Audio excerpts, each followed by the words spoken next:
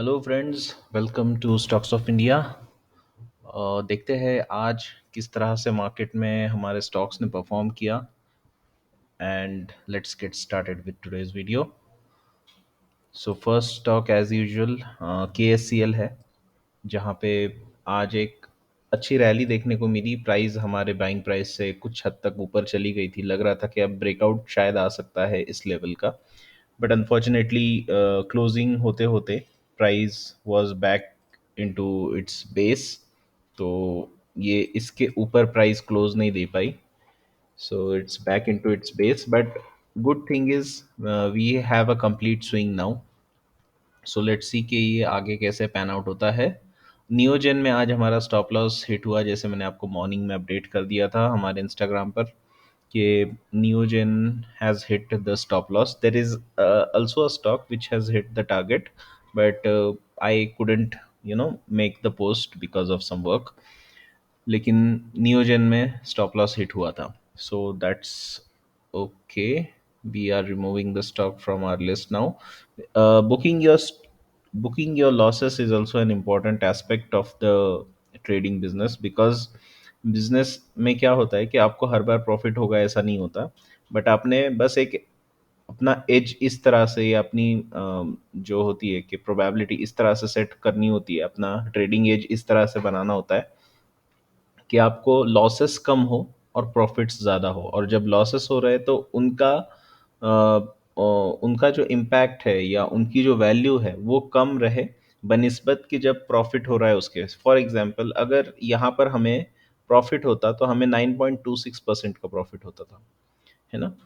चूंकि हमें लॉस हुआ है तो वो 4.63 या 4.65%, -4.65% का हमें लॉस हुआ है। तो जब हमें प्रॉफिट होता है तो इसका ऑलमोस्ट डबल प्रॉफिट होता है लॉस के। और जब लॉस होता है, सो 1:2 जो मिनिमम रिस्क रिवॉर्ड हम लेके चलते हैं।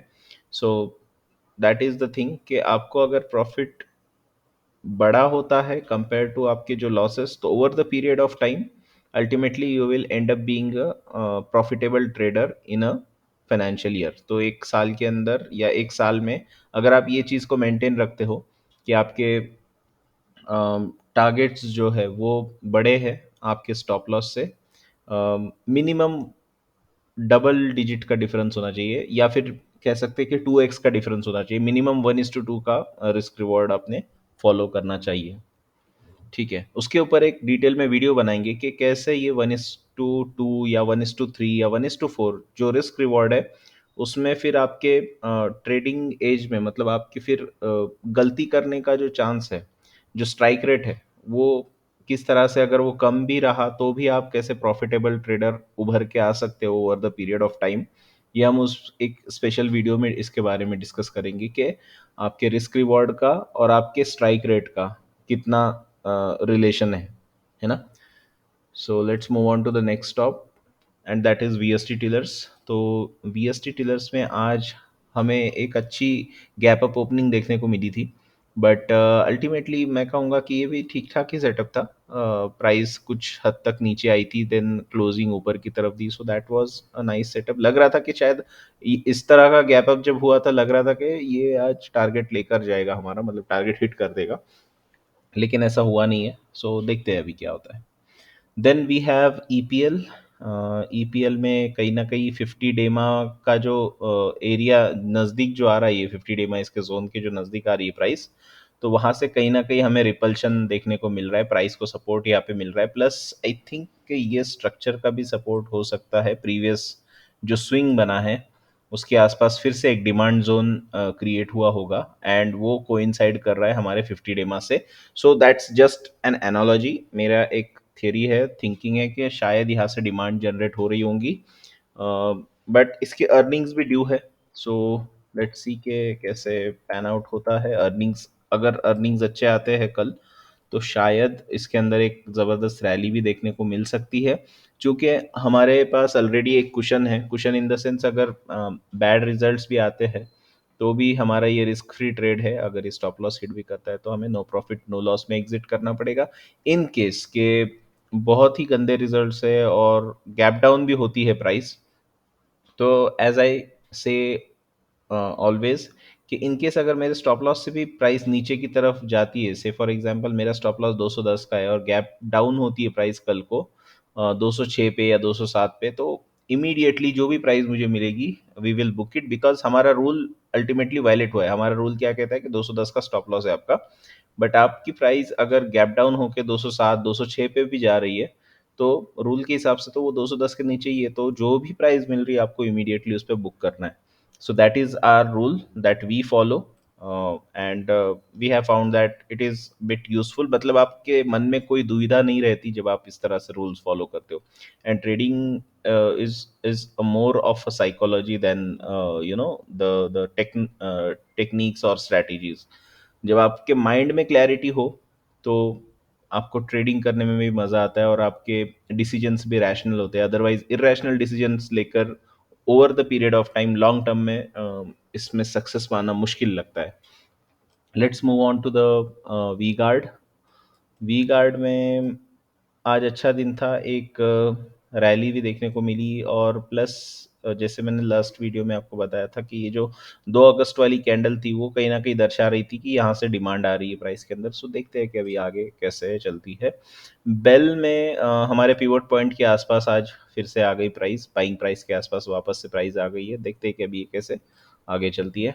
नेशनल एल्यूमिनियम में ज़्यादा कुछ था नहीं आज, ओवरऑल एक शांत दिन मैं कहूँगा इसको, ज़्यादा कुछ उछल कूद नहीं की प्राइस ने।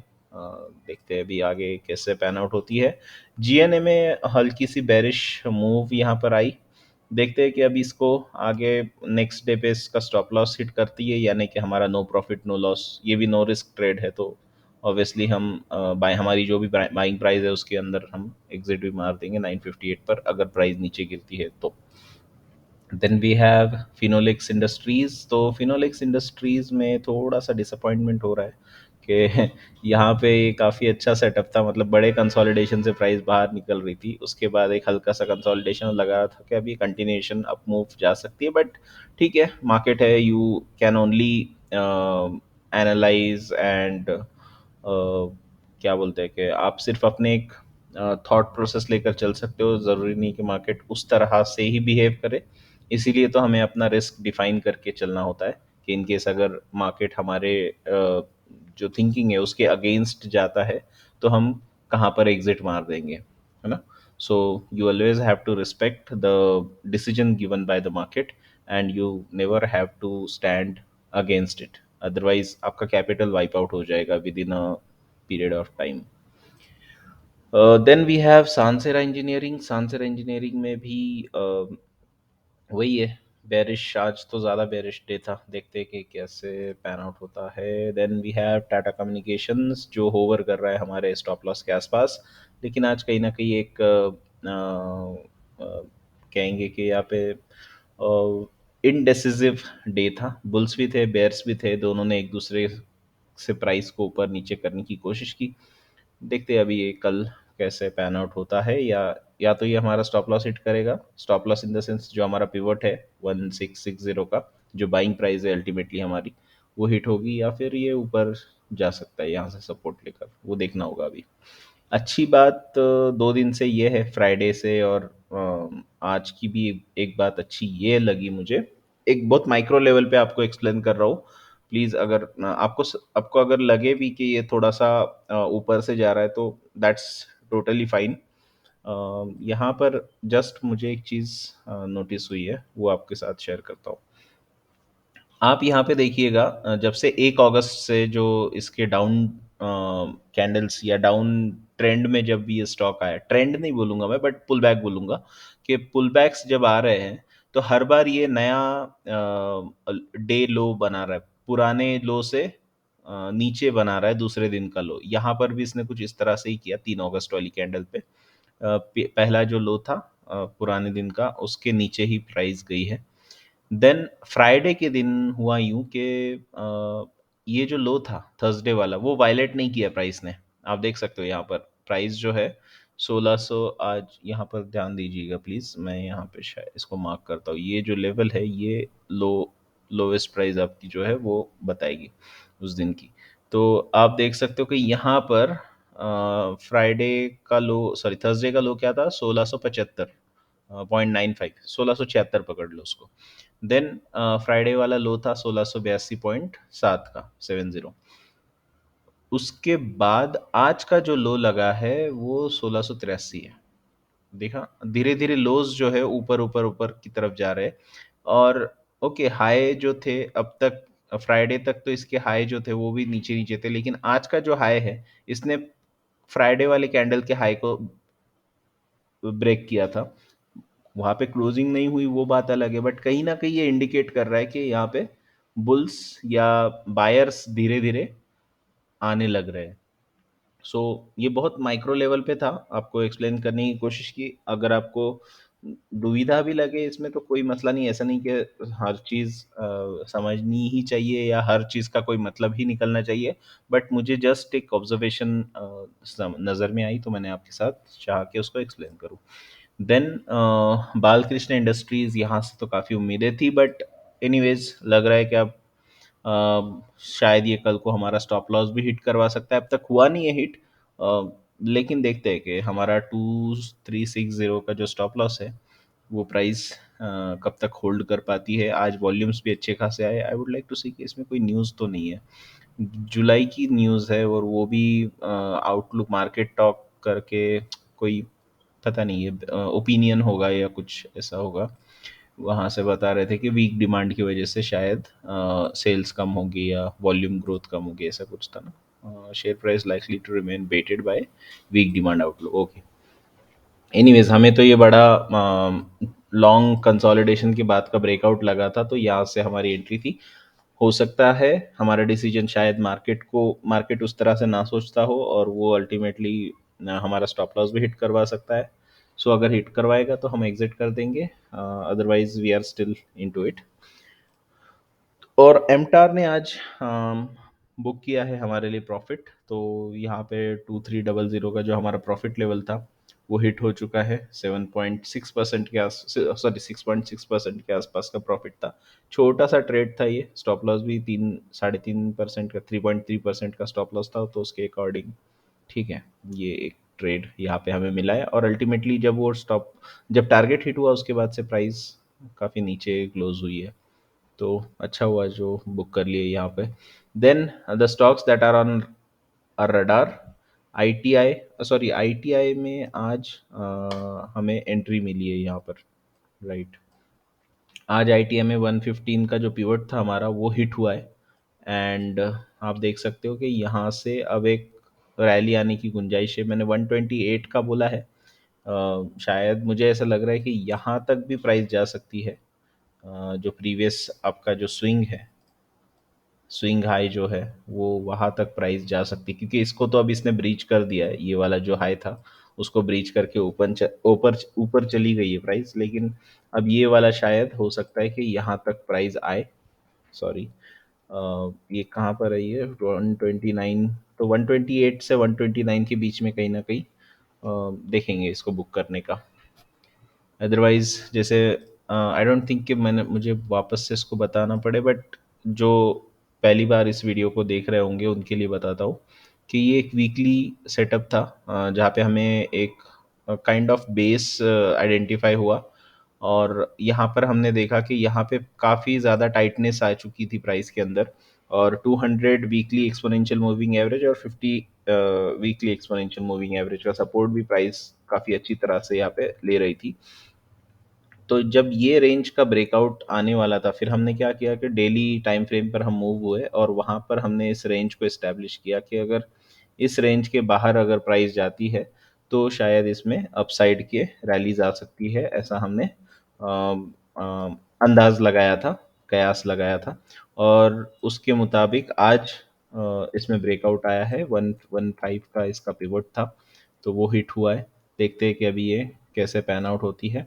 Then the other stock on radar is the Confidence Petro. Confidence Petro को अगर आप देखोगे तो ये वीकली पर भी सेम, जैसे आईटीआई में एक सेटअप बन रहा था अच्छा, वैसा ही सेटअप वीकली पर लग रहा है। 82 का पिवट है। लेट्स सी कि ये कैसे पैन आउट करता है। Then we have Cyient DLM. तो साइंट डीएलएम में nothing but it's a primary IPO base. तो इसके अंदर प्राइस आईपीओ की लिस्टिंग जब हुई थी, जैसे कि जो हमें पहले से सुन रहे हैं वो जानते होंगे, हम आईपीओ में कभी अप्लाई नहीं करते। हम वेट करते हैं कि मार्केट का रिएक्शन उसको कैसे मिलता है स्टॉक की प्राइस को, और फिर उन फुटप्रिंट्स के मुताबिक या उन चार्ट पैटर्न्स के मुताबिक हम प्राइमरी आईपीओ बेस कहीं बनता है क्या वो देखने की कोशिश करते हैं। और जिस स्टॉक में प्राइमरी आईपीओ बेस बन जाता है उसके फिर पिवोट पॉइंट से जब वो ब्रेकआउट करती है प्राइस, और अगर हमें फेवरेबल रिस्क रिवॉर्ड मिलता है वहाँ पर, तो फिर हम उसमें इंटरेस्टेड होते हैं।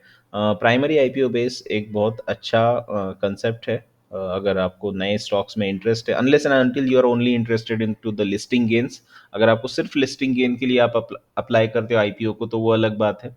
बट जब आपको एक अच्छे लॉन्ग व्यू के साथ या कुछ अच्छे क्या बोलेंगे गेन्स के लिए आप कर रहे हो, तो आपने प्राइमरी आईपीओ बेस को सीखना बहुत फ़ायदेमंद रहेगा आपके लिए।